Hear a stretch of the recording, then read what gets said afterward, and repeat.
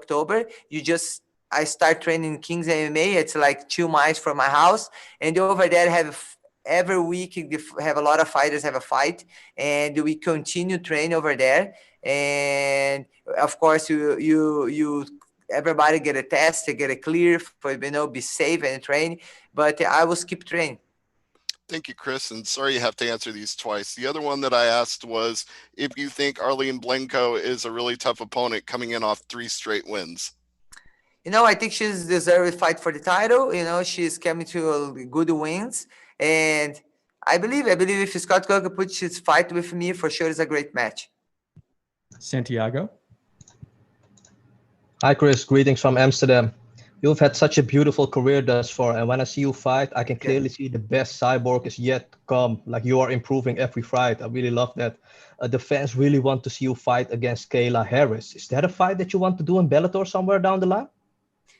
I never choose my opponent. I always like to try be ready for everyone, and especially for now, we have to train and improve your game and be ready for anybody. All whole my career, I never choose my opponent. I always be ready and say yes. Dan? You can hear me all right? Yes. Hello? Yep, we can hear you. Okay, all right. Chris, how would you compare your professional happiness in Bellator compared to some of your more recent stints in other organizations, and how much perhaps does your relationship with Scott help? The first thing, I think people can see how happy I am. I think people can see when follow me how happy being with Bellator. The first thing for me, I really, the first thing in my life is respect, and respect and be healthy relationship with people around you. And work with Scott Coker in Bellator, for me, it is very nice. I worked with him before at the Strike Force. And when I start to work in Bellator, the first time I see everybody says, Chris, welcome home. Because, the most people here work in Bellator, work before in Strike Force. And I'm really happy to be here. People can see every day, how happy I am, and very excited and motivated to do every fight here. Do you sense they value you more as a person and as a competitor than just another cog in the machine? I feel like Scott Coker he's really appreciate every fighter. You didn't see him blame any fighter in the media. You don't see that. You don't see that and then try damage the brand fighters. It's a partnership. Both to work together. And this is the thing, if the fighters don't fight, the event don't happen. And because this is me with a partner, and this very nice work, Scott Coker, he's know this, and he works very professionally. Thank you. Mark? Thank you. Chris, the last couple of fights that you've had over the past couple of years, you went past the second round. You went to the later rounds as well. There was an expectation early on in your career that you would finish early. Can you tell me a little bit about, the idea of the division maybe catching up to you a little bit more, and that part of your game, the ability to go into the later rounds and to be able to train for that? I don't know if I understand her question. Your durability and the way you're able to go longer in fights. Usually every fight I always train for 6 rounds, and the whole my career I always fight for defend the title. And for the title, if you think about it, I always the most fight in my career, I do 5 rounds in 5 minutes. I know the fights finish early, but I always prepare for 5 rounds. Usually I do 6 rounds or 7 rounds every time, for be prepared for every round and do better. And the one thing I have, it's from me, genetic thing. When I start training, I'm getting better each round, better and better. Yeah, and to follow up on that, the other part of the question was, do you feel that a lot of these fighters are starting to get a lot better and challenge you a little bit more inside the cage?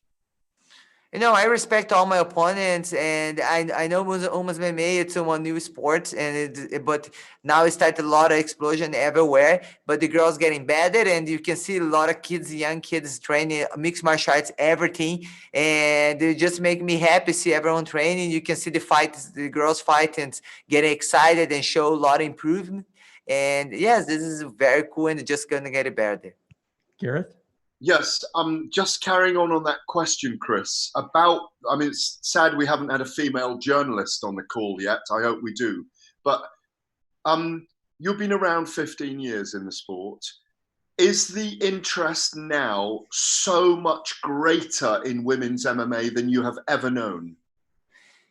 You know, I feel very blessed to be here this moment, you know, because I know when I started the beginning of my career, start training, don't have a lot of girls, don't have event, then really would like to put the girls fighting. But I always believe, you know, I was training for maybe one day I can have the opportunity to fight on a big event. And for now, you can see the people love to watch women's MMA, and this moment I can fight. You know, I feel very blessed this opportunity, and I know after me is gonna have more and more, and they're gonna grow and grow, and to just make me really happy to be part of this story. Do you think women get enough respect from largely a male audience and male journalists as well? Yes, I believe you get respect. I think each time you get more respect if you see when you see the nice fights the girls put together. And I believe the beginner we don't have the opportunity, but after we have the opportunity, we start show up and show the girls can fight. Now it's not about no respect. They don't have the opportunity. We have time for a couple more. Nadira? Hi, Chris. Big fan. I think you look beautiful. Thank you. As one of the most accomplished MMA athletes and champions of our time, how do you find yourself navigating continuously putting on these spectacular and dominant performances and also managing risk to make sure you come out as the winner? You know, I really love my job. You know, I think the first thing I feel like when you love your job, you dedicate more you can. And I wake up in the morning ever happy, and I do my training every day. I try to do most training I can. You know, I want to train more than my opponent. This is motivating me every morning, and of course all the love to my fans, and you know, step in the octagon and show, you know, hope for everyone, and see how hard until you get something. But you feel if you continue discipline and training and believe yourself, have faith, for sure you're gonna get your blast. Just have to continue work hard.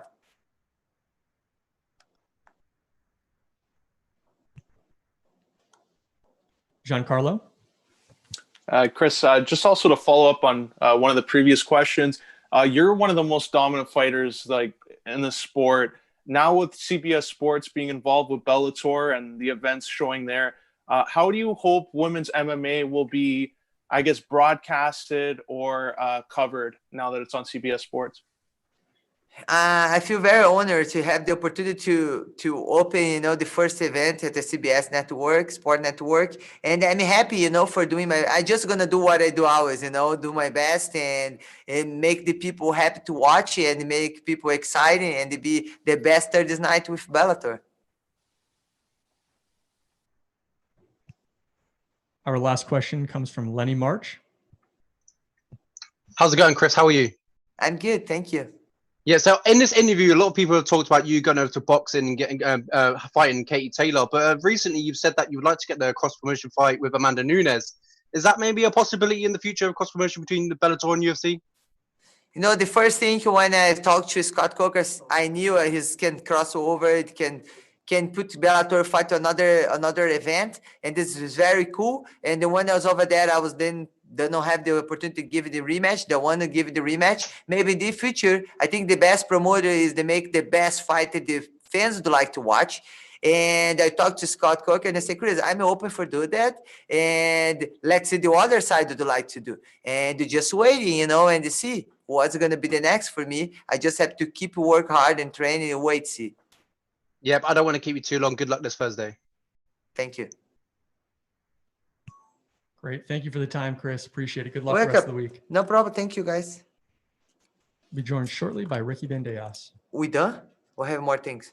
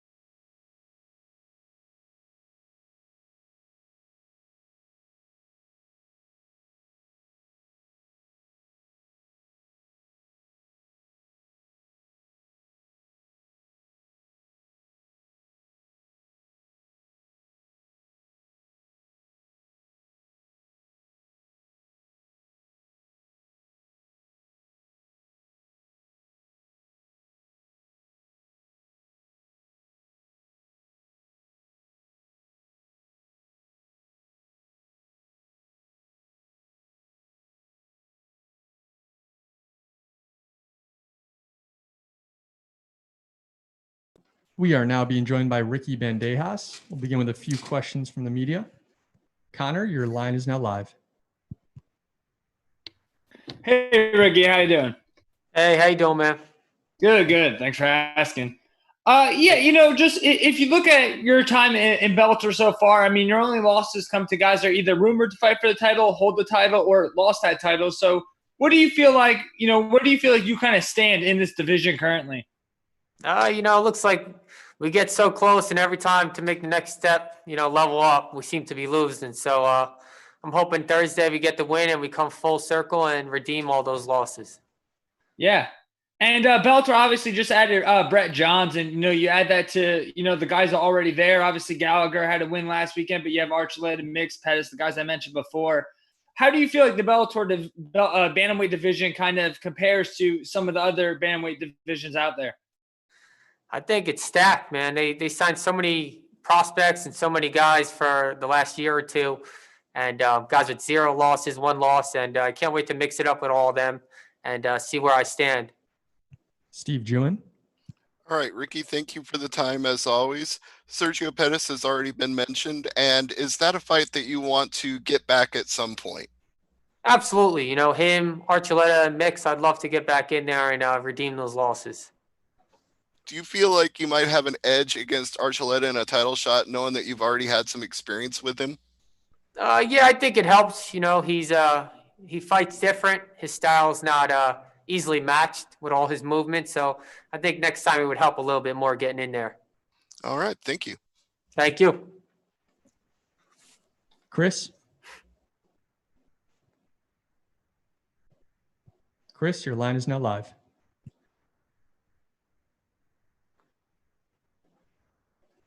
All right, we'll move on to Donna here. Hi, Ricky. How's it going? Hey, how you doing? Oh, well, we just lost Chris. We'll get back to him in a minute. But hey, Ricky, Donna Corby here. I just wanted to ask, Leandro Ego is an interesting one. I mean, you fought people who most pundits would say are quote unquote better. I mean, but he's certainly one of the trickier opponents you've faced. What exactly are you expecting going into the cage with him on Thursday? He seems to be more of a veteran. He has a lot of fights. He's been in there with the best. Just a tough fight, don't give him any opportunities to take and just go out there and fight hard. Obviously, there are things that get in the way of making certain matchups. Do you think that eventually this matchup with Brian Moore that's been talked about is going to happen for you regardless of the result this week? Yeah, absolutely, man. I know he's up to, I think he won his last fight. I know he's up to fighting. I'm down to fight, granted circumstances and just the way Bellator, worked out. I'm sure me and him will mix it up. What did you think of James Gallagher's performance the other week? He did good, man. He went out there in a fight that people questioned him on, and he actually finished the guy. So good for him. Thank you. Thank you. All right, we'll go back to Chris here. Chris. Hi, Ricky. Thanks for the time today. Thank you. How you doing? Pretty good. So my first question for you is, bantamweight is like a real Shark Tank right now. We have Brett Johns. We have all these other guys, Sergio Pettis, as you fought in your last fight. But out of all of your other fight, or out of all the fights in the bantamweight division, who's the toughest fight, the Shark Tank that is the bantamweight division? You mean that I fought or that is in the division? Oh, that is in the division. There's a lot of guys, like you said, Brett Johns. There's a Rafian Stouts, there's the guy Josh Hill, guys with great records. They haven't really lost much, so you got to put them at the top.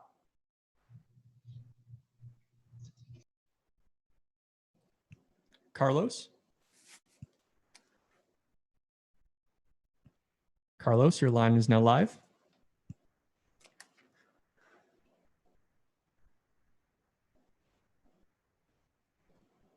All right, we'll move on to Jay Anderson. Jay, your line is live. Hey, thanks very much. And Ricky, just a quick one for me. I mean, Leandro has been talking about how he actually wanted to fight James Gallagher. He had a fight with him that fell through, and that's a guy you beat. Do you feel that he's overlooking at you all heading into this? I don't know. I don't put much thought in it. If he is, that's his mistake, and we'll find out Thursday. Fair enough. Best of luck. Thank you. Giancarlo, your line is now live. Hi, Ricky. You fought under these circumstances with no fans back in July in your last fight. What was that experience like? Did you notice anything different in the way you performed, or was it like mental preparation? I didn't think it was, going to be an issue or change anything, but you definitely just have to dig deep, hit the switch yourself more. You don't have the crowd to pump you up, or it kind of feels like a sparring session. So this fight, I'm really planning on, understanding that. And does that give you like some sort of advantage? Like you're coming into this, you already have a feel for things of how it was. Do you think that will serve you better in this fight? It depends on the person, he might just show up and be a gamer. A lot of fighters don't seem to have a problem with it. So that depends on him. Santiago.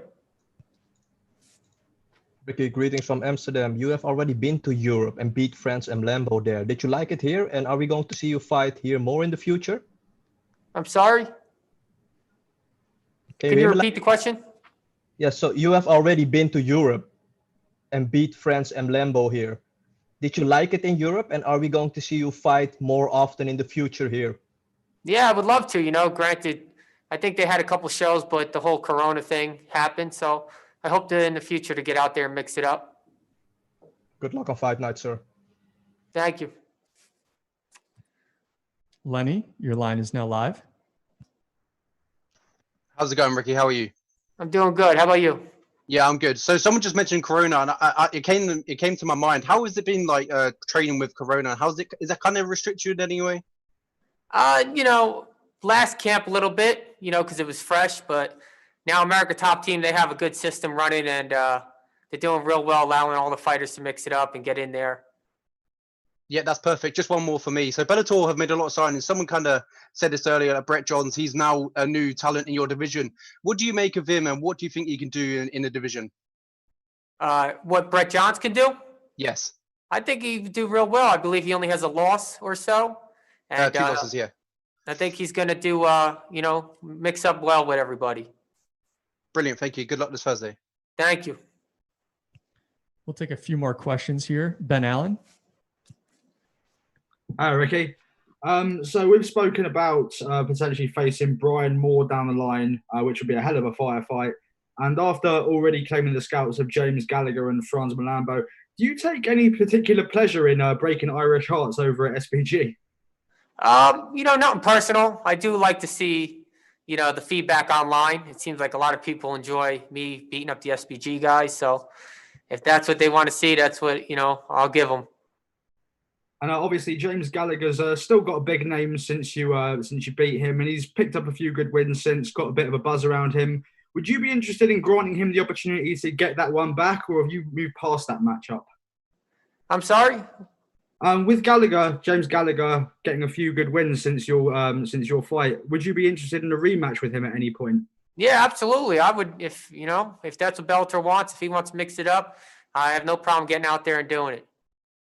Just one more from me. I've seen from your Instagram you're going to become a father again to another little girl. Why is it that all these stone cold killers always seem to just produce girls?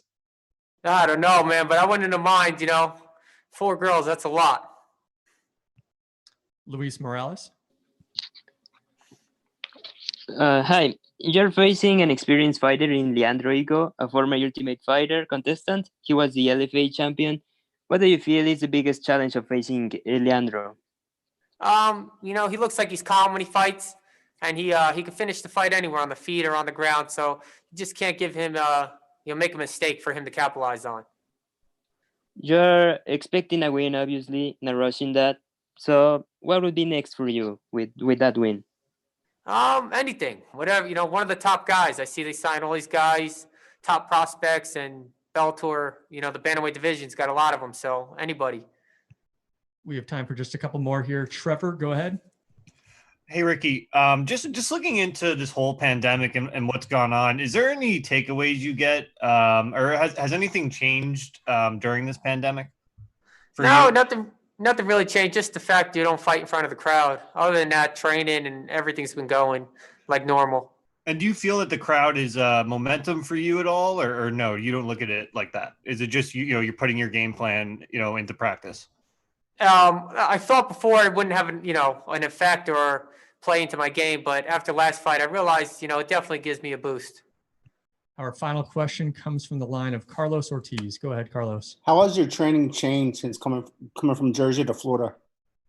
A lot more coaches, for brains to pick, a lot more guys to mix it up. You have all kinds of styles.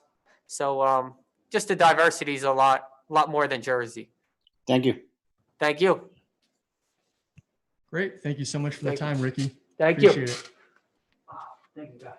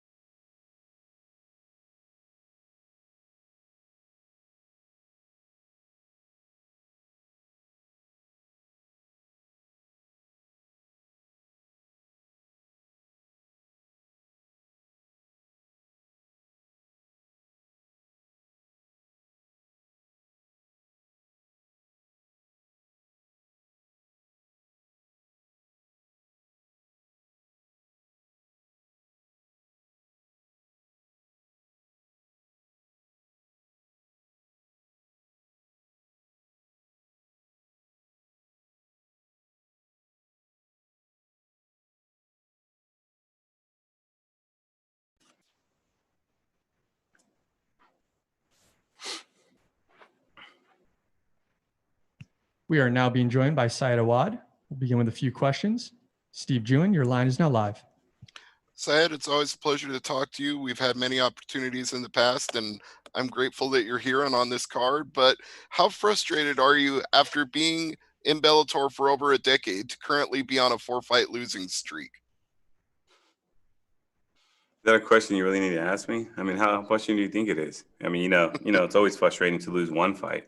Shit, let alone two. But to lose 4, fuck, man, it's definitely frustrating. But it's not something that I thought about this camp. I just, I always try to take one fight at a time, whether I'm winning or losing, on a winning or losing streak.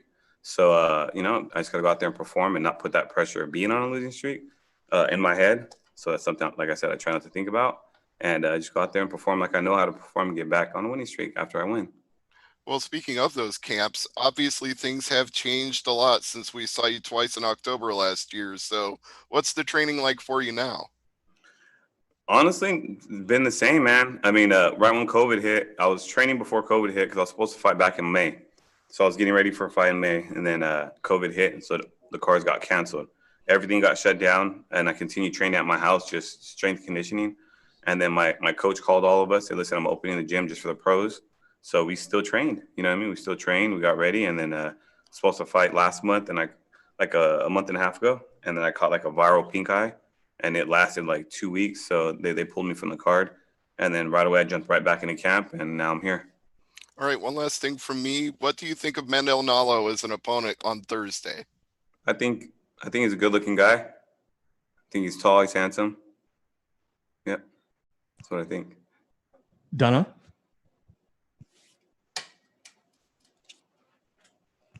Donna, your line is now live.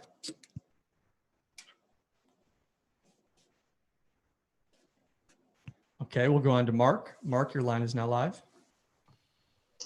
Hi, Syed. My question for you is, in 2019, 2018, you were a very active fighter. Was this pandemic almost a blessing in disguise for you that you got to get some months away from the cage, or would you have rather preferred to? No, man, I have ADD, man. I go 100 miles per hour with whatever I'm doing. If I'm at home, I'm doing a million things at home. I like to be active. I'm not a guy that's gonna sit on his couch and just let time go by. I'm fortunate enough I've been fighting for so long that, my kids, I train and I'm home with my kids. I don't have a 9 to 5, so I don't spend, 8 hours at a job. I do spend hours at the gym, but not 8 hours continuously. I'll go, come home. So, I get to spend time with my kids. So the only blessing I got out of the pandemic is, I spent a little bit more time, at home with the kids. I got to watch them grow. But fight-wise, no, man, I'm going to be active, man. I want to fight as much as I can. I'm getting older, and I want to, definitely fight out, until I can't fight anymore, until I, move on to something else. So really, I'm not happy about it, but, the world kind of got put on standstill, and it is what it is. Thank you. And going into this one this weekend, your opponent is not like the usual guy you're used to. He, he's really young in promotion, and you are. Do you feel almost like weird that you're being matched up with him, or? No, because it's part of it. It's part of matchmaking. You get these young guys that have a little bit of hype behind them. They come from a good gym, and then you have the guys that are veterans like me that you're like, okay, let's see if the hype matches up, and you throw him against a guy like me, and then if he wins, then it does, and if he doesn't, then it shows that he wasn't ready yet, and obviously he has a lot of talent. And he's definitely going to do good in his career, but this fight's going to it's going to be like a make or break for him, I believe. Not even a make or break, you know what I mean? God forbid, any of us get hurt, but I think I'm definitely going to stop that hype train that is behind him. He's a good kid, but he has to fight me now. Donna? Sorry about the technical difficulties there earlier. In terms of the welterweight sort of division or the divisions you find yourselves in, what do you make of the landscape of welterweight in Bellator at the moment? Well, I'm fighting lightweight this fight. My last fight. Lightweight. Oh, okay. I mean, the belt's being held by a 45-pounder. He's really good. I take nothing from him. And he's locked up in another competition.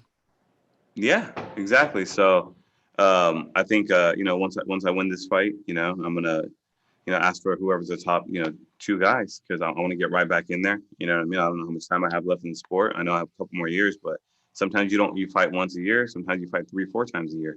So however many times I need to fight to get back on that, back in that conversation, I still believe I'm, one of the best in Bellator, and I just got to go out there and prove it. And then once I do, then, hopefully the divisions open back up and, the belt's on the line again.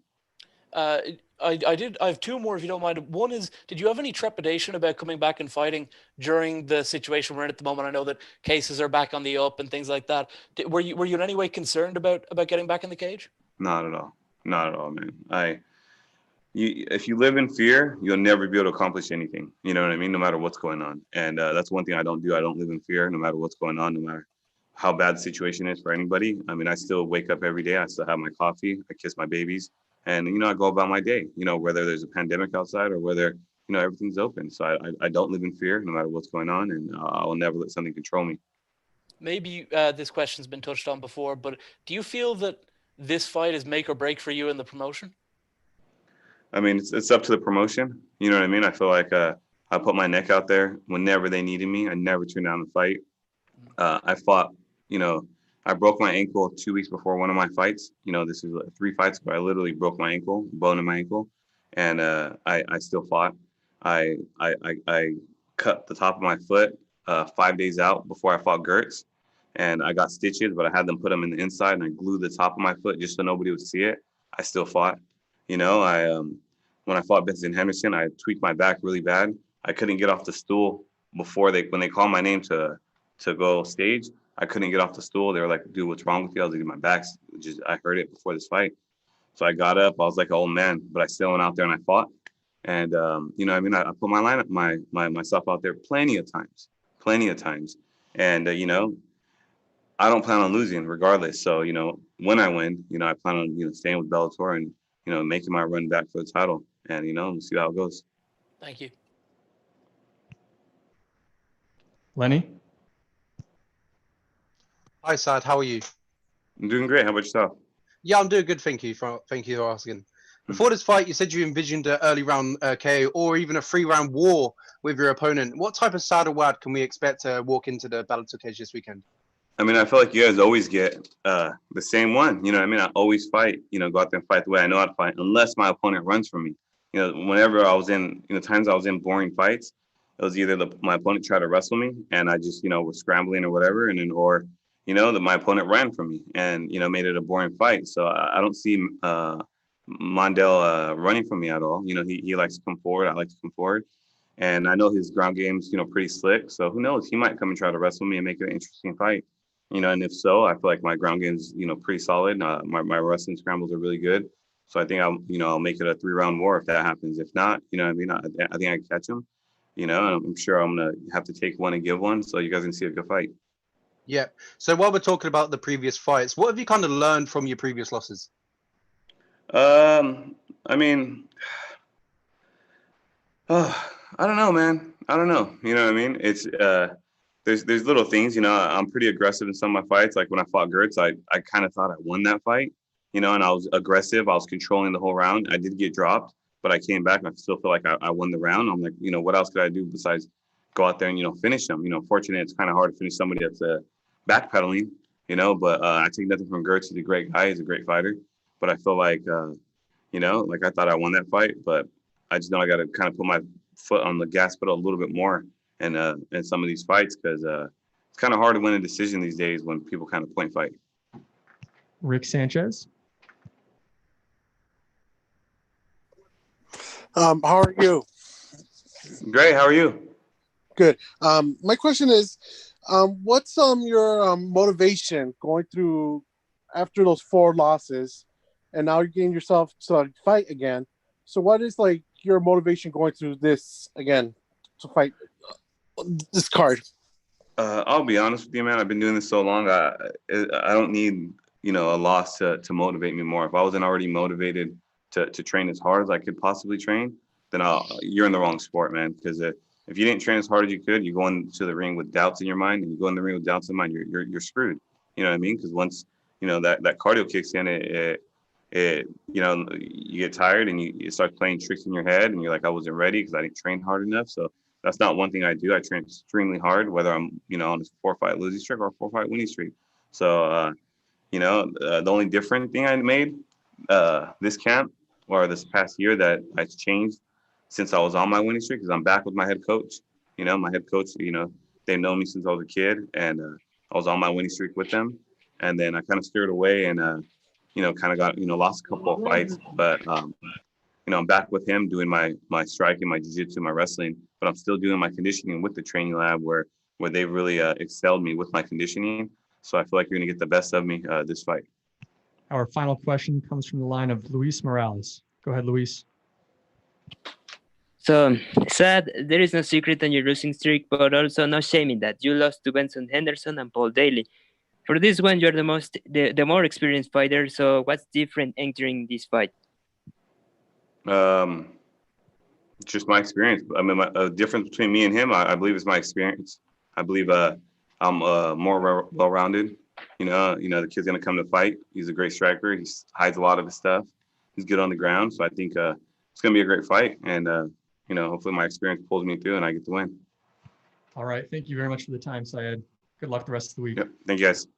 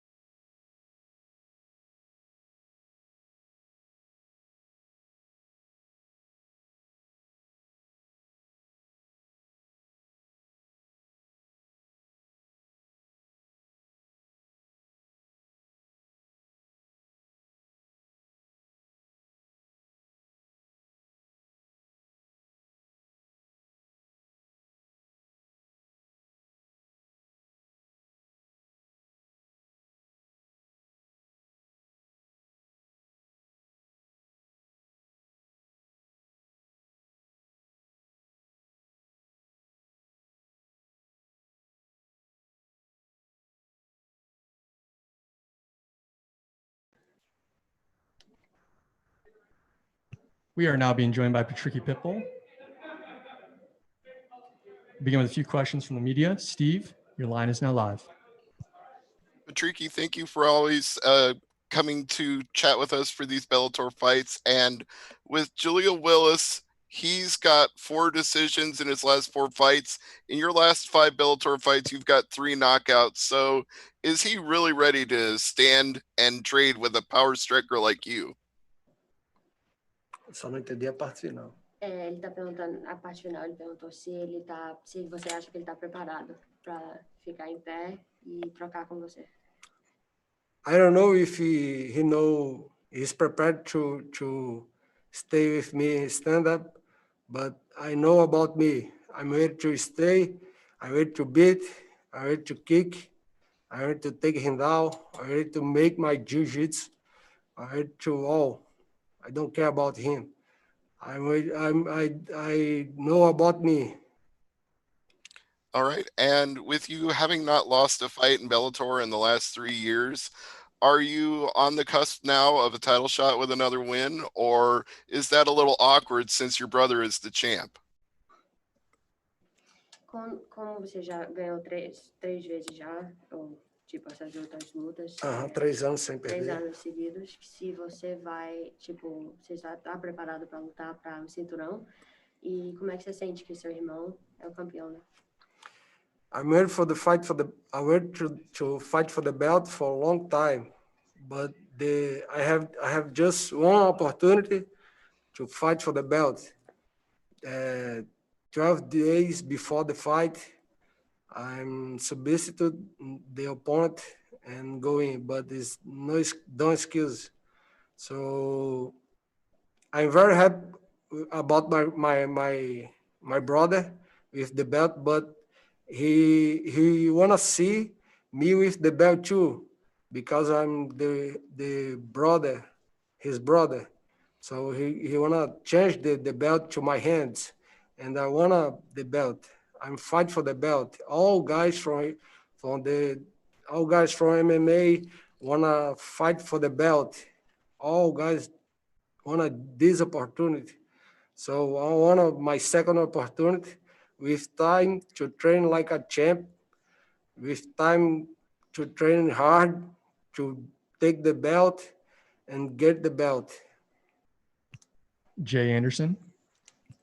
Thanks very much. And Patricky, Alan Omer actually called you and your brother out after his win at Bellator 248. And this is kind of a pattern. You seem to get called out a lot. So does your brother. What's your reaction to Alan's call out of you? And is it just a sign that, you're at the pinnacle of the sport at this point? I'm very happy because I saw when he finished Rice Cup, but I don't know. I first him the first time now. I don't know him. It's a good fight to me. If he wanna try finish me, he say he will finish me, but he wanna try. He talk about the fight with Rice Cup, but it's good. It's good to saw this fight. He think about this fight. He said the shit about this fight, but I fought with one arm, just one left arm. I can beat he with him the right hand or the both hands. If he tried to finish me, I will finish him before he think about finish me. And just one more for me. I mean, you've got a long history with Michael Chandler. He left the promotion recently. Is it disappointing at all not to have a chance to face him again in the cage? No, is his life. I don't care his life. I don't like him. He don't like me. My brother don't like him. He don't like my brother. Fuck him. I don't care about him.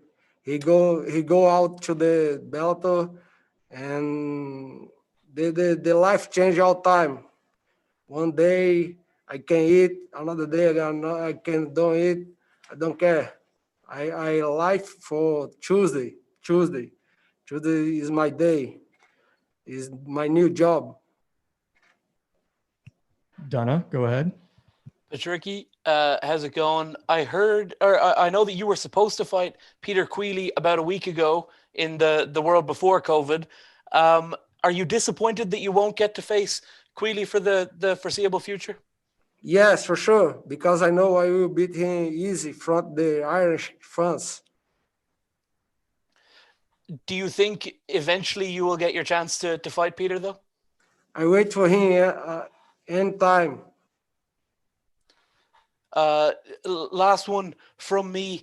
Talk to me a little bit about Jaleel Willis. How much have you seen of him, and what exactly impresses you, or do you see as weaknesses in his game?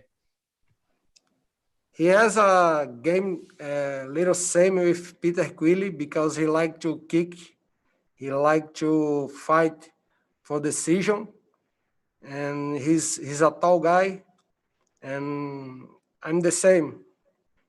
I'm here to finish. Everybody know. I king of KO. I'm the king of the organization KO.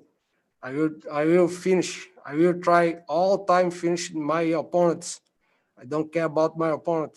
I just try to finish, to kill everybody. Doesn't matter who the next. Luis? Now you return to Bellator after 3 fights in Japan. How do you feel in this return, and how important is return to the winner cycle in this fight? E falando que agora que você voltou aqui pro Bellator, porque a sua última luta foi lá no Japão, como é que você está se sentindo e voltando para ganhar na sua casa? Yes, I'm very excited to back here to my house, Bellator. I'm very excited. I'm very happy, and it's like the first fight. I'm very excited, so I'm very happy too, and I wanna work more. The Bellator know I love fight. I don't care when or where. I just wanna fight. Our final question comes from the line of Carlos Ortiz. Go ahead, Carlos. How has the pandemic affected your training, and is your training partner Henry going to fight again? Ele perguntou como é que essa pandemia está afetando seu treinamento e se Henry vai lutar de novo. Se quem? Cerrudo? I don't know about my friend. Maybe he wanna fight again. After the fight, I don't see him, but I don't know. It's crazy. The people change their mind every time. Me change the time, he change the time. It's difficult to think about the another mind. So about me, the question is. Como é que essa pandemia está afetando? The pandemic is no difficult to me because I have one gym. I can close the gym, but I can train inside there. So I can try. I can train in my house. I can train in another place. In my city is normal. The pandemic is normal. Very low the virus, the cases, but I can train normal. All right. Thank you for the time, Patricky. Good luck the rest of the week. Sure.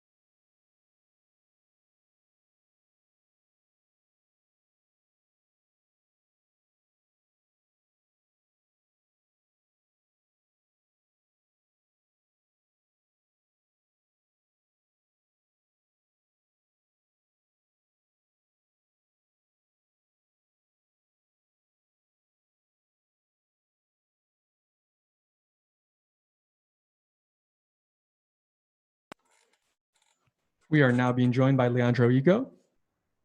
We'll begin with a few questions from the media. Steve, your line is now live. Thank you. And Leandro, I heard before your fight with Sean Bunch that your Bellator contract was coming due for renewal. So how important was it for you to get that win and to get an impressive finish in the win?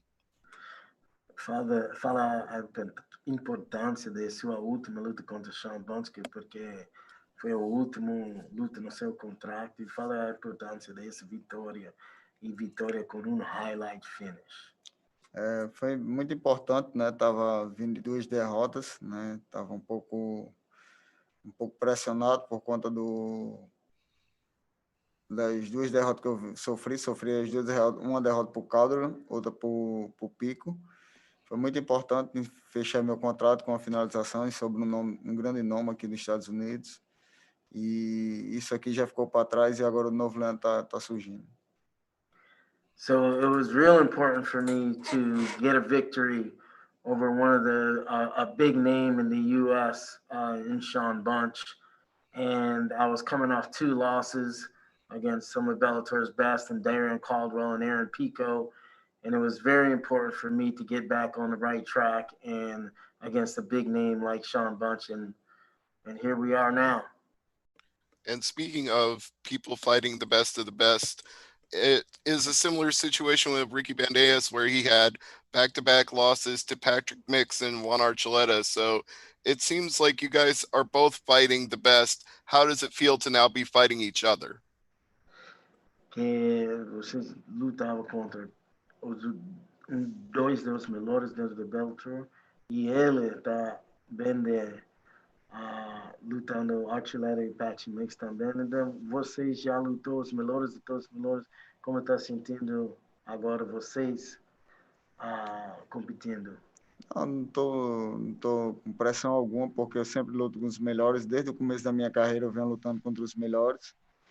E melhor ainda lutar com um grande nome, que meu nome vai ficar mais forte. Yeah, I've been fighting the best of the best since my first day in Bellator. I fought for the title, and I've been fighting at the top of Bellator since day one. And there's nothing to worry about with whoever my opponent is. I'm here to be the best, and you guys will see that on Thursday.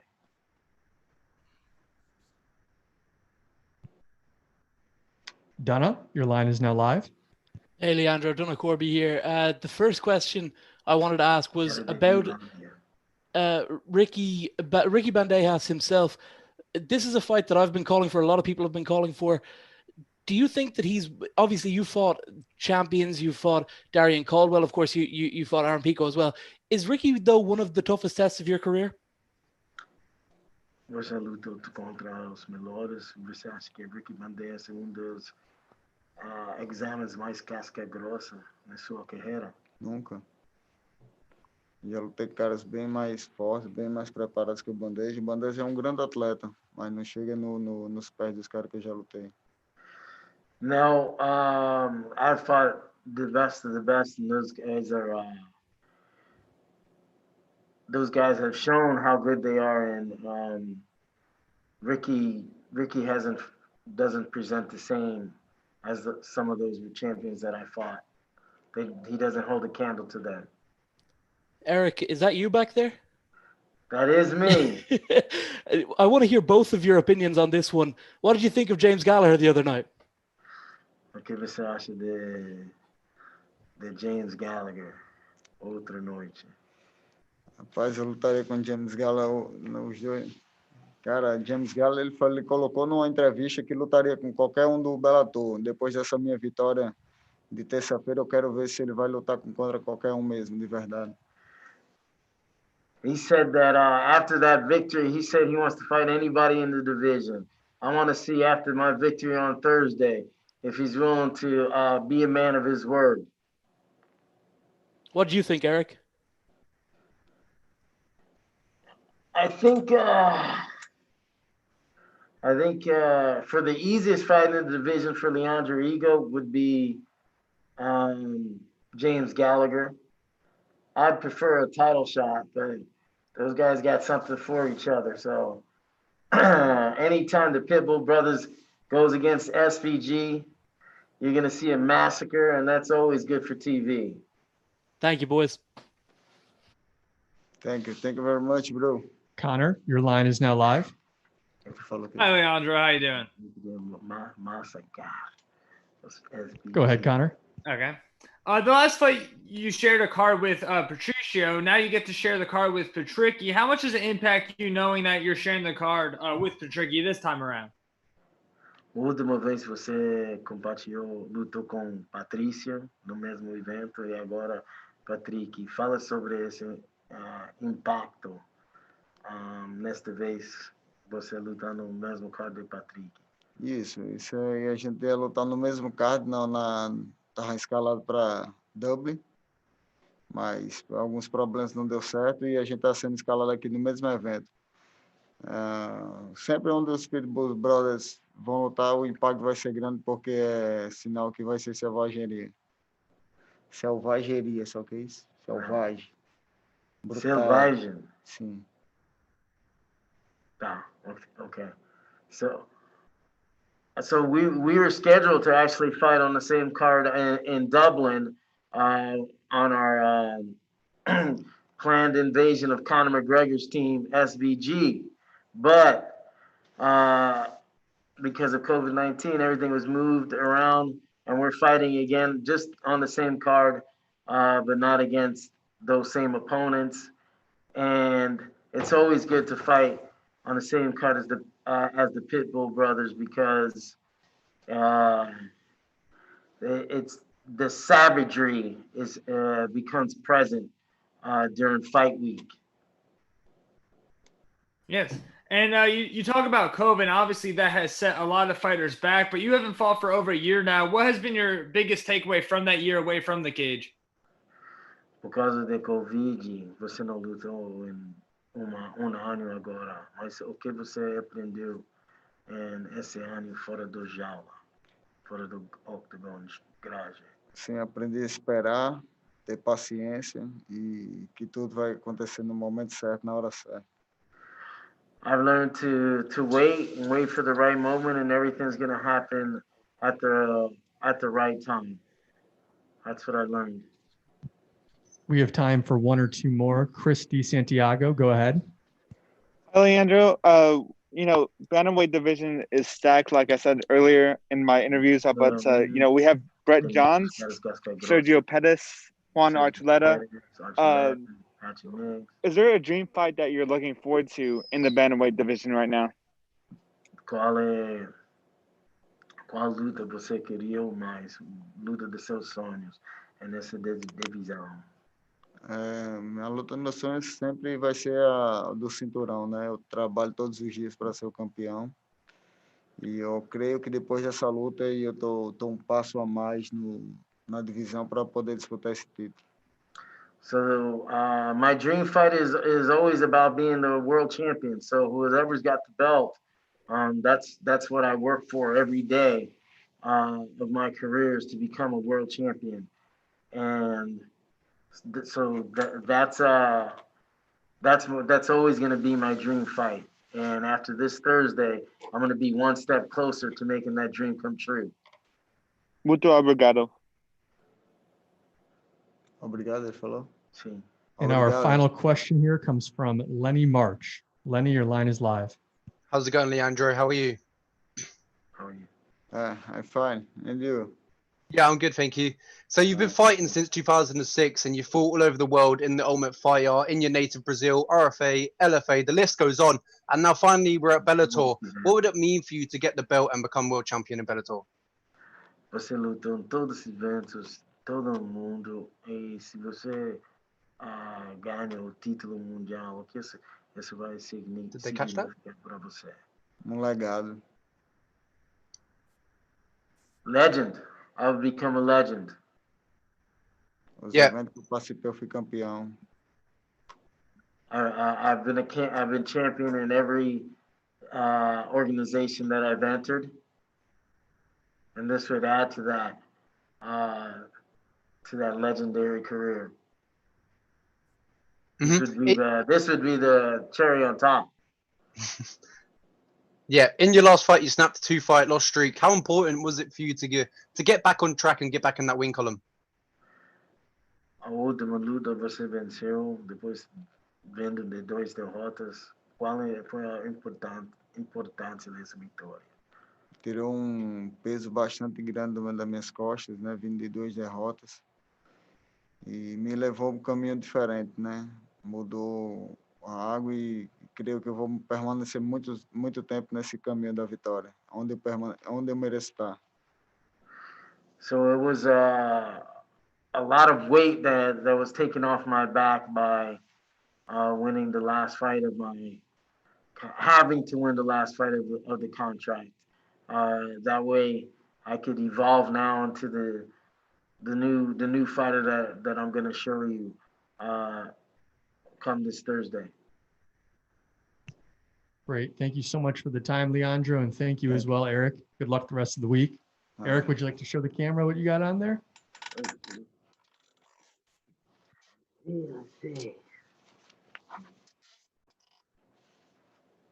Very nice.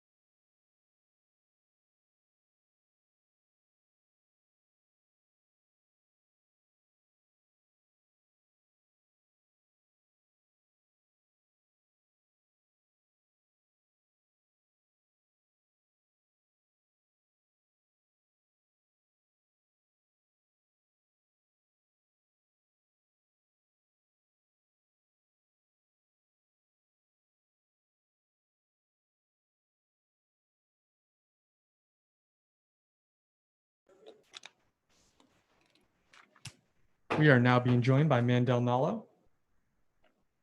Hello. We'll begin with a few questions from the media here. Steve, your line is now live. Mandel, thank you for the time today. We already had Sadawad on the call a little earlier, and when I asked him about you as an opponent, he said, well, he's tall, he's good looking, and that's about it. So it's a compliment, but it's also a little bit of a backhanded compliment. So how do you respond to that? I think he's wrong. I mean, my shirt dog clearly states that I'm 5'10", and as you can see, I'm not that great looking. So if he's wrong about those two things, then he's probably wrong about the rest. All right. How bad was your leg injury with Kilis Moita last year? How have you prepared and come back from that? Oh, it was fine. It was the acute foot drop. So you can't lift your foot. You've seen it happen a bunch of times. It happened to, most notably, I think, Michael Chandler a little while back when he lost the belt here at Bellator. And, you know, you roll your ankle is basically the main issue. And once you're over that, you're good. All right. And finally, for me, what kind of statement are you looking to make with a win on Thursday?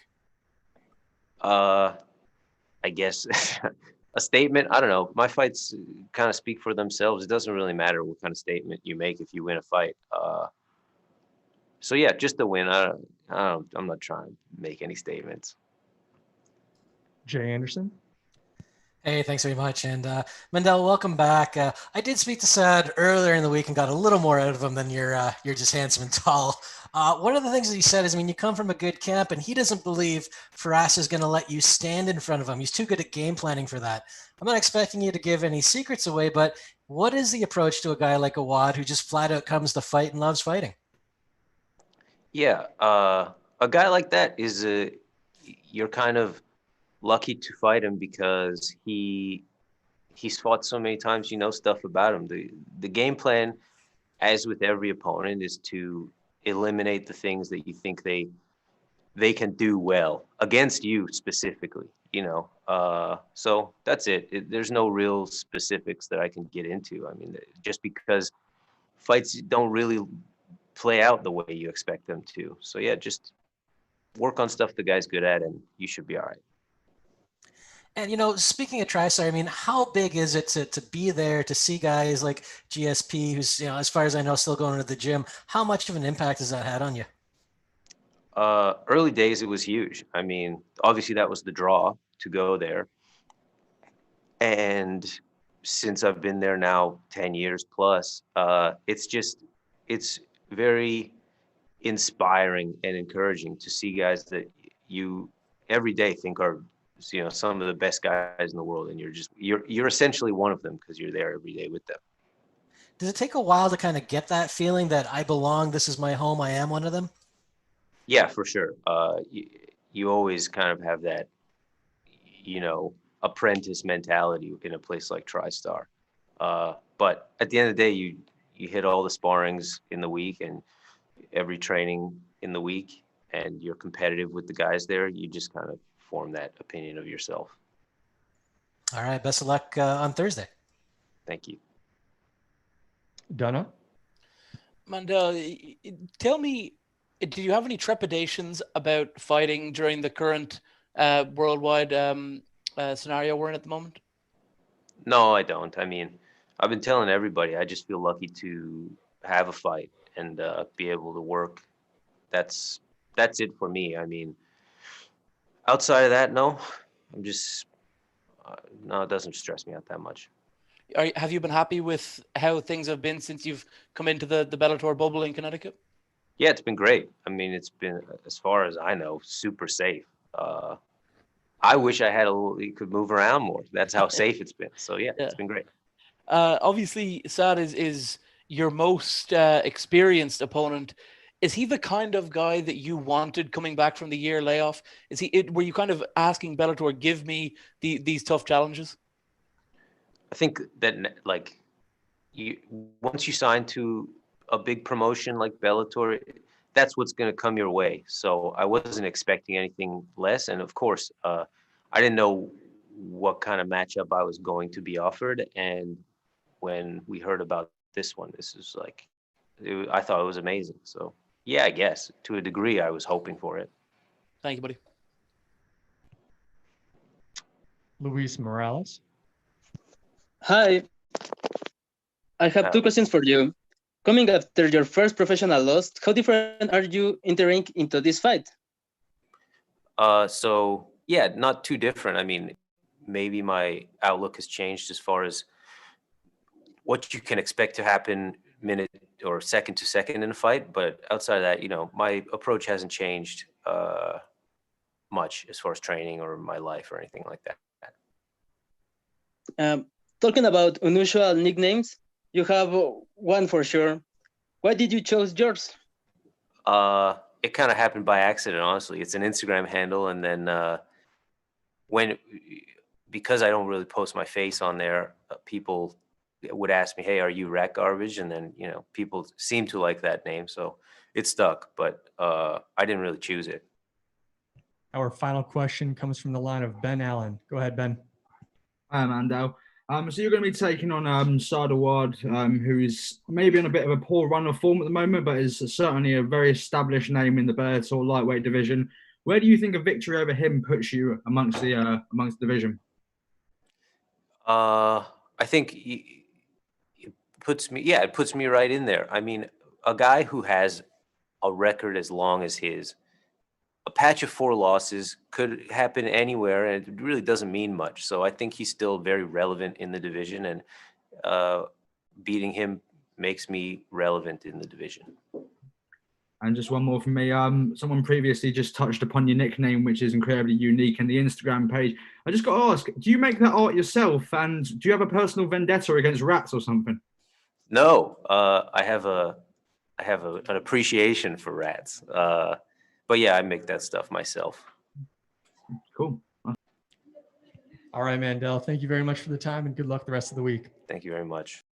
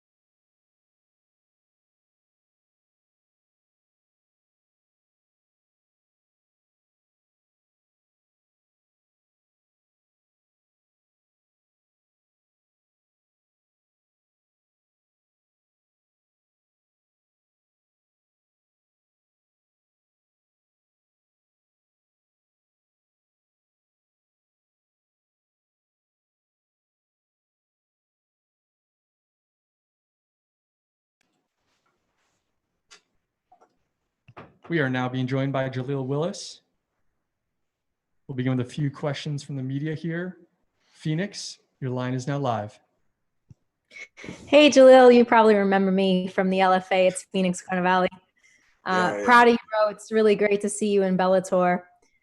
This is a very big step up in competition. Can you talk about what it was like when you found out about this matchup? It was an honor to get the matchup, but it wasn't a surprise, especially after Vinicius. I knew that it was only the beginning. I knew the challenges was only about to get greater from here, and I was well prepared for it. And like I said, it wasn't much of it was a surprise about the name, but the caliber of fighter wasn't much of a surprise at all. I knew that I was going right into the mix, you know. I remember when we used to talk back in the day, you had always talked about it was really important for you to have your self-confidence going into fights, knowing that the promotion believes in you this much to give you such a step up in competition. You must really be feeling that confidence right now. Oh yeah, so much. It's like when I got the fight, it blew me away, and I knew, I was like, man, they see something, the same thing that my coaches see, the same thing that I see. And I'm happy that it's a situation where they trust me and trust that I'm capable to come out and get the job done, because I know I can, and my coaches, we all know I can. So it's all just like a great feeling to see that your hard work is being noticed. How do you approach a fight with somebody who has so much experience? What do you think round one will look like? I think round one will look like a young dude out there with a veteran, like, I ain't ashamed to say it, I might look a little slow, same way I told them with Vinicius, man, I might come out a little wobbly, like on like some Bambi legs, but one thing that's great about me is the way I adapt with each second to the fight. So, the longer I'm in there, the worse it is. And I see that first round being situation where it's kind of like a chess match, but if I see that I have my opening, I'm definitely going to take it. And I see, he get too excited, I'm going to make sure I capitalize on that as well. Gareth? Good evening from London, Jaleel. I really admire your honesty in the way you talk about your fighting skills, and you're a young fighter, a native leaving the village for his rite of passage almost. Do you know what I mean? Yes, sir, I'm the realist. Yeah, in a way, is our sport's really nice, isn't it? That you come up as a youngster and you're able just to go in there against someone. If you beat him, you make a name for yourself. The sport's really good in that way, isn't it? Yes, sir. It's amazing in that way, and that's why I'm happy to be here in this sport. It's like I said, the way I came into this sport, some may see it was an accident, but I don't think it was no accident. I was built on, pressure. I was built on high intense moments like this. That's what made me and got me here. Is that your entire life, you mean, as well, not just fighting? Yes, sir. My entire life. Well, I look forward to meeting you and doing your whole story when we've got an hour to sit down, because it sounds amazing. Can I also finally ask, in a weird way, he fights a certain way and doesn't really fight very differently. And I think Ryan Scope showed that in Newcastle a little bit, that there's a way to beat him. Someone's almost created that blueprint. And do you work off those kind of things? Of course, work off everything I can possibly get. Even though I'm aware that he's aware of these same, blueprints as well. So it may be a situation where he come in and maybe tweak a little bit, but the holes are still there, and they're going to be new holes and same patterns that I feel is going to be there as well through our fight. Well, if everyone on this call is not excited about this fight, they are crazy. Look, can't wait to see you fight. It'd be brilliant. Thank you. Cheers. Donna? Hey, Jaleel, how's it going? I wanted to ask a little bit about the whole situation we're in the world at the moment and taking fights. You've obviously fought during this pandemic already. What have the differences been between when you fought in the LFA and your time in the Bellator bubble so far? And at any point were you trepidatious about taking fights? No, I wasn't. I was. If I can get the fight, I want to fight, and if I can be healthy, I'm gonna make sure I'm healthy, and I go through all the normal protocols here to make sure that I'm cleared and my team is cleared as well. With that being said, it's not too much of a difference from the LFA bubble, like LFA had things pretty, locked down as well, and made sure we was all tested and we wasn't, really outside of this bubble and had everything needed. Like, I guess I can say it's more so of just probably a little bit more comfortable here, Mm-hmm. And Patricky Pitbull is the kind of guy who, if you come in and beat him, which obviously is the intent this Thursday night, you're immediately in contention in the division. That's an exciting prospect for you, isn't it? Yeah. And one thing about it, man, it's like I believe after this fight, people gonna see I'm a contender, either way. You know what I mean? It's like that's one thing I'm here to show. I'm here to show that I'm not no easy fight, and I ain't backing down from nobody. You know what I mean? I'm here to stay. Are you confident of your ability to stand in front of him and trade? Oh yeah. But come on, man. It's like man, I don't fear nobody but God, bro. I don't fear no man but God. So and I'm here to fight, bro. And I'm here to take care of business, man. I got a real family, and same way he got a real family, man. We ain't here to play around. And I ain't, I ain't some bum coming in, for a paycheck either, bro. I'm here to fight, man. This is my stuff. Thank you, sir. Appreciate it. Jay Anderson. Hey, thanks very much. Just one from me. You actually fought in Bellator once before years ago, and 4 years later, is there a different feeling coming in this time in terms of both where the promotion is at and where you're at in your career? Man, it's only different feeling is that I told you so feeling to myself, kind of, you know what I mean? It's like when I was on that undercard and I was meeting like Kendall Grove and Bobby Lashley and stuff like that. I was meeting all them folks, and I'm seeing how they was up there and how they was professionals. And when I was there, man, I wanted to kind of work off of it. And every time I done seen Bellator come down to the South before, I was always kind of like, a fly on the wall for like the behind the scenes stuff, like Tito come through the gym, stuff like that, get his workout in. Michael Chandler came through, King Mo. You know what I mean? So I was always like a fly on the wall, just kind of like knew that it was like I was gonna be here. And I guess like the difference is like everybody was saying UFC, but it's like me, it's more so like I told you so. I knew it was gonna be Bellator, you know what I mean? All right, well, welcome back. Yeah, appreciate it. Ben Allen. Hi, Jaleel. So it's been a crazy couple of months for you. So obviously became LFA champion, a month or so later, signed for Bellator, and then just 3 or so weeks later, you're making your debut. What's your take on how the speed at which these things have moved? Has this been as fast for you as it has for us?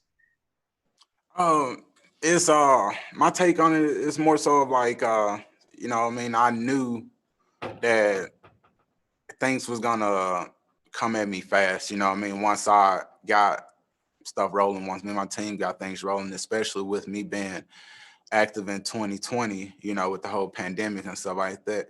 There's a lot of people who can't get fights. So me, I was like, I'm willing to take fights and, do what I got to do. So with that meant a quick turnaround, I was okay with it. Like I'm healthy and stuff like that. I don't see no reason to sit back and, just kind of ice myself and just wait a little bit long. I'm only getting older, man. I'm trying to, fight as much as I can, shine as much as I can. I still got a long way to go in this, you know what I mean? And why did you choose to sign for Bellator? Because I'm sure you had a few other offers on your table. Oh, UFC was definitely on the table, man. Side thing is, I was blown away with Bellator's offer, Steve Jewin. Jaleel, thank you for the time today. If I can sum up what Patricky told us earlier in the call, he said, I go out there to finish every time, all the time. I'm always looking for the finish. He goes out there looking for the decision. I don't know that that's really an accurate statement because you've got 5 knockouts, but what's your take? Hey, my take is he see what he see. He say what he said. You know what I mean? It is what it is. But, I go out there looking to finish fights, It's just a situation to where I'm like, I ain't afraid to really be in that fight, you know what I mean? It's like, if I see an opening, I'm going to go take it. But, I'm not going to shy away from a situation to where it's like, it might not be there. It might take another 3-4 minutes in here to really wear them down. And I'm more so cool with putting on a clinic and, really showing, that I'm capable of going all three and dominating all three as well. So my take on it would be like, it's decision fights, but they unanimous decisions. I don't got no split decisions. If you can go back and look, they've all been like, straight up one-sided, victories. So, it is what it is. I feel you on that. And in fact, you say it's 3 rounds, but in your last fight with Vinicius, you went 5 rounds. So you've got to feel like your cardio is well up to par for this fight. Yeah, see, and that was my first 5-round fight, And it's like, and it was the same way. I was thinking, I was like, damn, like I used to go out here and I'm a decision fighter. What am I going to do when we go into those 4th and 5th round? Man, that 4th round came around. My coach came inside the cage. I was like, I'm like, bro, I'm about to be a world champion. Cause I knew, I'm like, bro, this is just 3 rounds. I'm like, bro, I can go 4 and 5 more rounds just like that. So it is what it is, man. He go out there looking for that finish. Like I said, he get excited, man. He gonna be in for a rude awakening, man. Our final question here comes from the line of Luis Morales. Go ahead, Luis. Hi, how do you feel in your return to the lightweight division? Do you have plans to return to the welterweight division, or do you want to stay in lightweight division? I'm kind of like welcoming all. It's like welterweight. It's a easy cut for me, but I feel like I'm more so like pretty small for welterweight. And I actually like competing at lightweight quite a bit. So I guess I would say lightweight would be, my division.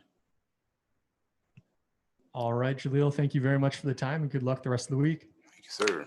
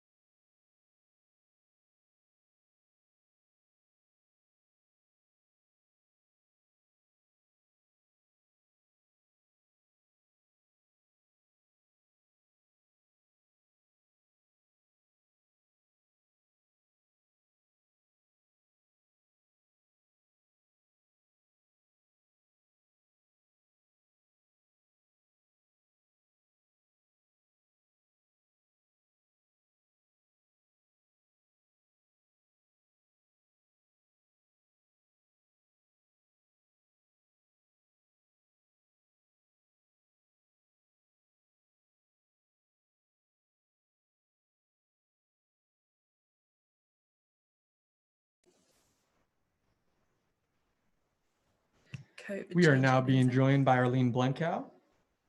Blencowe, apologies. Our first question comes from the line of Jay Anderson. Jay, your line is now live.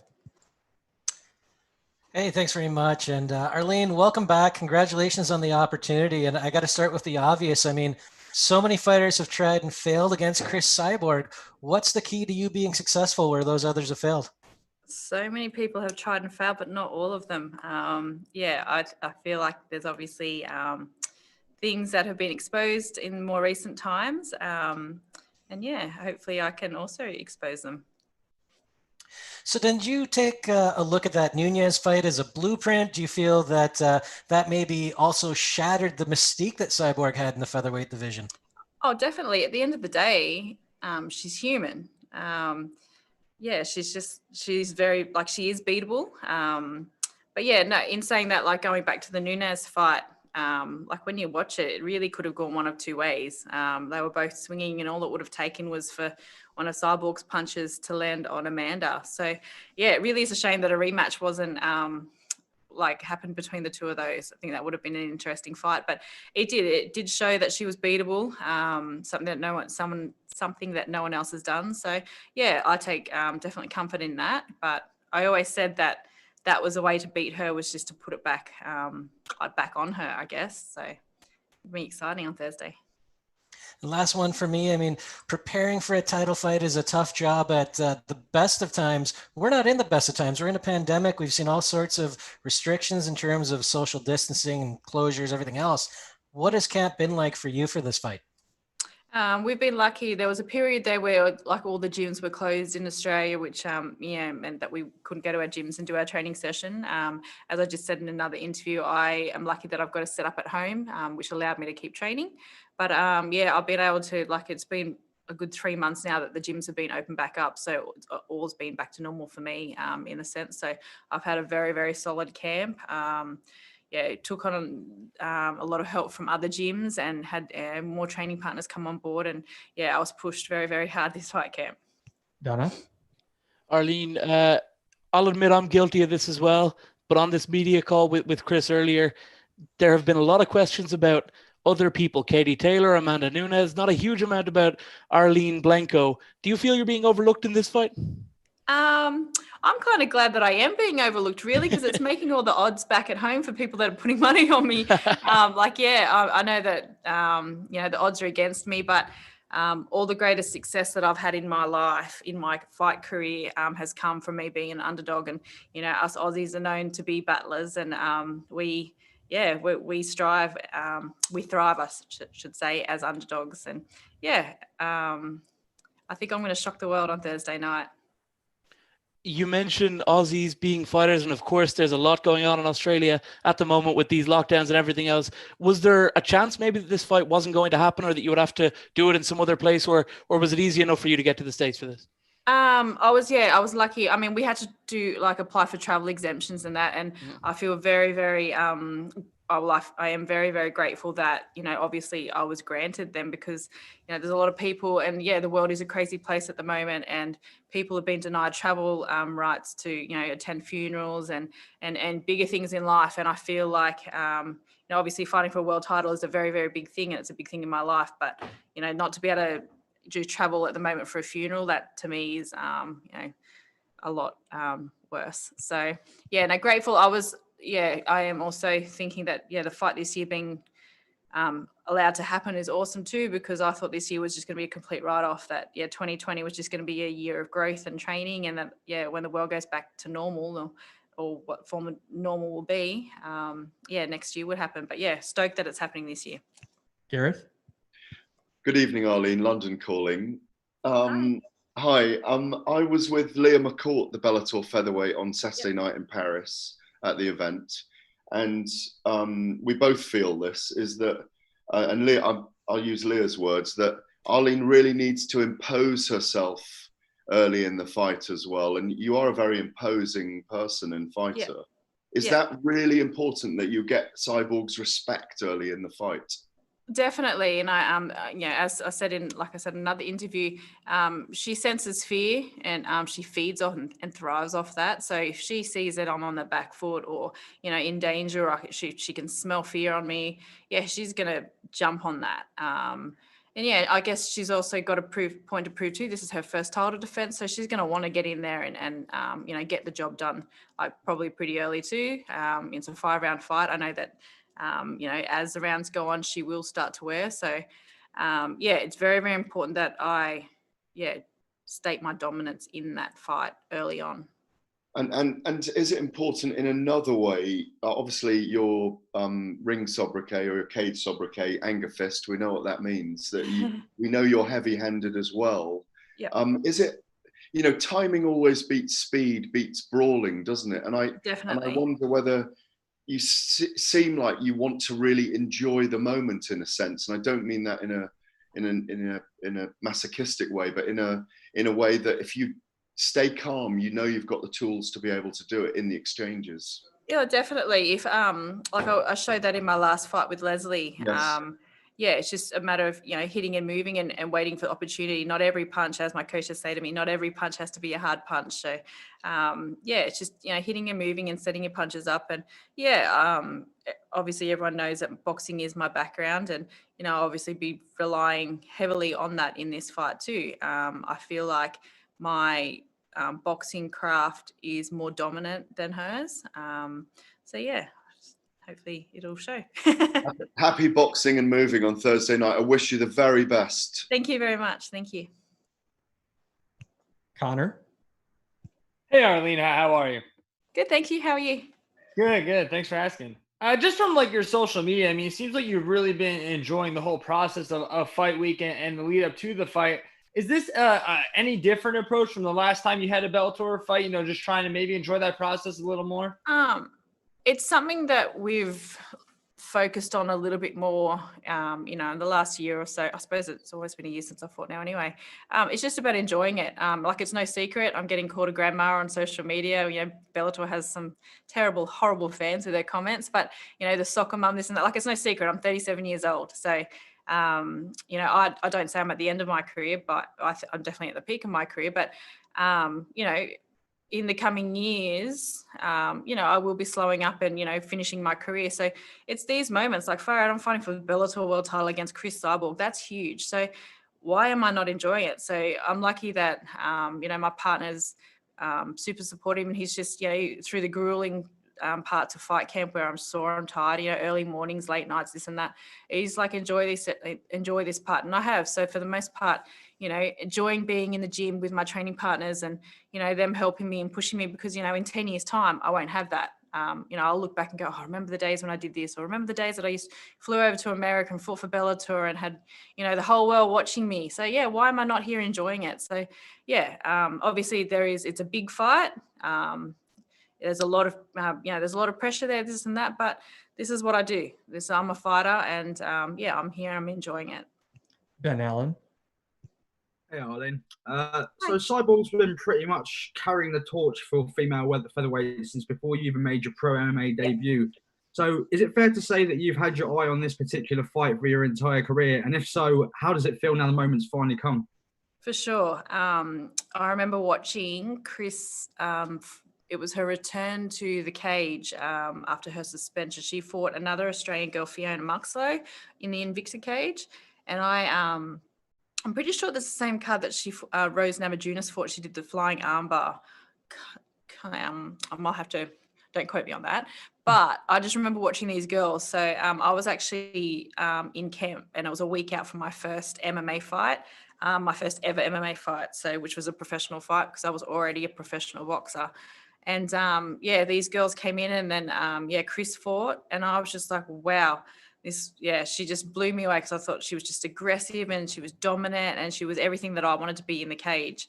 And yeah, she's been at the top of the ranks ever since. And yeah, every fighter should be obviously aiming to fight the best, and she's always been there in my sights. And I've just been climbing those ranks. And yeah, to be able to sit here and fight her on the Bellator promotion for the Bellator world title means a lot. And I'm just glad that's happening here. Obviously, the fact that she came over from the UFC, like, I'm stoked that I feel like she's come to my grounds.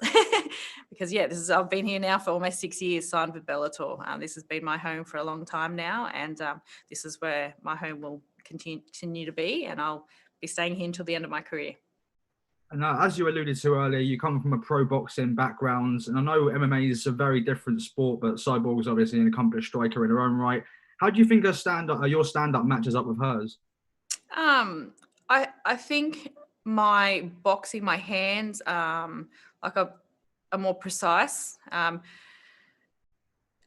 Speed, obviously. I think I've got more technically faster hands and more precision. So yeah, it'll be interesting to see what it's like in there.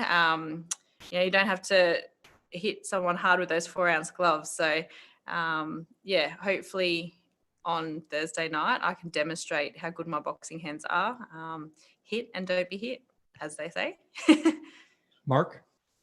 Thank you, Arlene. I mean, I've been covering you since early in your career, and just to see your career kind of blossom, as it were. You had a little bit of a rocky start there for the beginning, but it seems like you're really coming into your own right now. Can you tell me a little bit about the personal growth that you've had as a fighter from the beginnings of MMA to now? Yeah, definitely. Yeah, so I started MMA as a side sport to my pro boxing career. I was a world title holder for boxing and wasn't getting any opponents, so I started doing MMA as a side sport, and copped a few losses because I had no wrestling background, no BJJ background or anything like that. So in my first year, I'd had 8 fights, and it was super busy. So was learning on the trot, and unfortunately, like I said before, I didn't have an amateur background, so my losses were going on my record.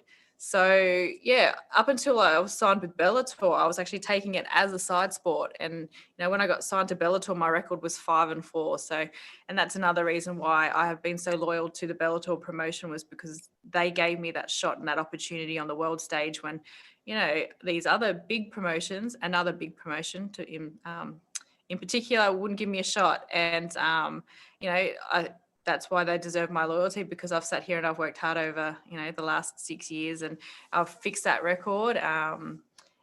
Just obviously turned my side sport into my main sport and got serious with it and concentrated on fixing my weaknesses, which was obviously my wrestling and my BJJ. And I feel like I'm a very well-rounded fighter now, and that's showing. And that's why, my record has obviously improved to 13-7. Now, you've been with Julia Budd for 2 five-rounders, and, both of them were really close fights. How's that helping you out? Because, I don't think a lot of people are realizing that you've had that experience in a title fight. How's that helping you prepare for the Cyborg fight? Oh, well, yeah, that's it. Julia was a world champion and a dominant world champion for a very long time, up until, obviously she just lost at the beginning of the year. So the fact that I went 5 rounds with her, and, it was a split decision. So it was super close. And she's a strong, athletic fighter. So that I take a lot of comfort in that, knowing that what I did in that fight camp in preparation for it compared to what I've done for this fight camp is, chalk and cheese. So I know that I'm more than ready to go 5 rounds at, with Chris, if it goes to that. We'll take a few more questions here. Lenny March. How's it going, Arlene? Good, thank you. Yeah, so you're fighting without a crowd this Thursday. If this is the first for you, how do you think you will feel this Thursday, sorry? Well, it'll be interesting, that's for sure. I'm just sort of taking it. I think for the most part, it will affect Chris more than it will me. She's used to fighting in big crowds and, obviously having big fan base and this and that. So if anything, it's probably going to benefit me because I'll be able to hear my coaches clearer and, not have random comments in the crowd that might, get into my head. I seem to always manage to hear the few comments that will be like, oh, she's hurt or something. And I think to myself, no, I'm not hurt. But just silly, that which might take my focus away from the fight. So at least I'll just be completely focused on Chris, hearing my corners' voices and, getting that job done and, going home and celebrating with my family and friends when I'm out of quarantine in Australia. Yeah, you said that earlier that she's going to tire in the later rounds. That kind of stood out to me because it felt like you wanted to maybe take the fight to the championship rounds. Is that what you're going to try and do this Thursday? Well, it's always risky to do that too, because if you're sort of holding out, waiting for the championship rounds, you've got to make sure that you're also sort of on top for the first 3 rounds. I don't want to be chasing tail in the 4th and 5th. So, it's hard to say. Like I said before, it's MMA. The pace might be set early. It might be a fast pace. It might be a slow pace. It's and Chris will be well prepared for everything too, just as I am. I guess we'll just see on Thursday night what happens. Thank you so much for the time, Arlene. Good luck the rest of the week. Thank you.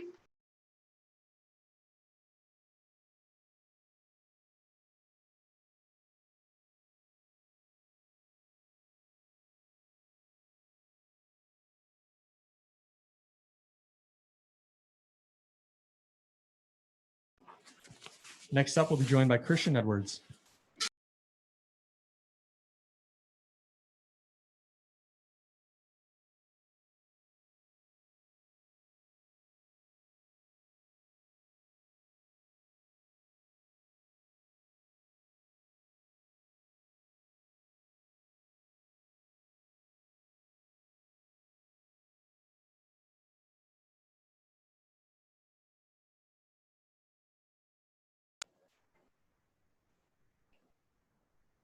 We are now being joined by Christian Edwards.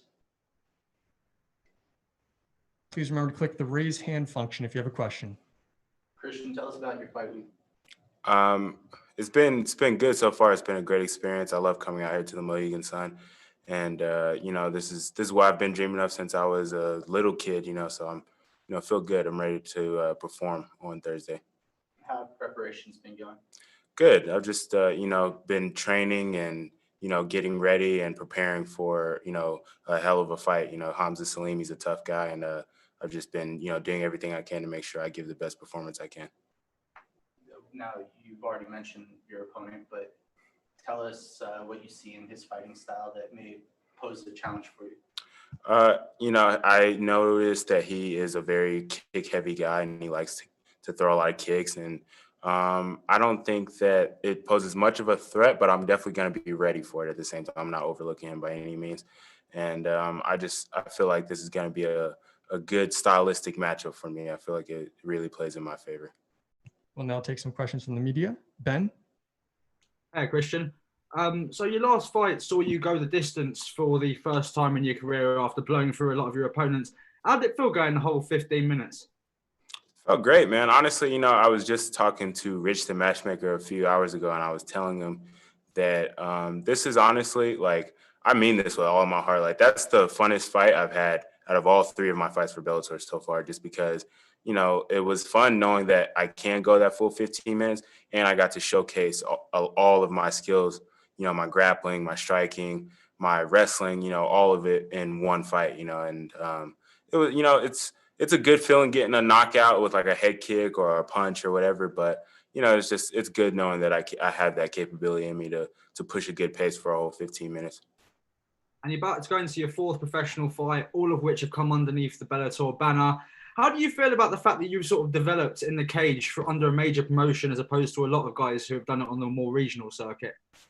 Yeah, I feel like it's had a huge part to do with not just the fact that I train with the greatest gym in the world, but the people that I have surrounded, you know, that I'm surrounded by at that gym. You know, Dontel Mays, who's in the UFC, Devin Clark, who's in the UFC, Juan Adams, who, you know, was on the Contender Series and the UFC. Like, I have all those people in my ears telling me the right things that I need to hear, so I don't, you know, freak out when it comes to showtime. Even in my pro debut, I was, you know, surrounded by those guys, so I knew what to expect going into that, you know, and it wasn't intimidating to me. It was actually exciting.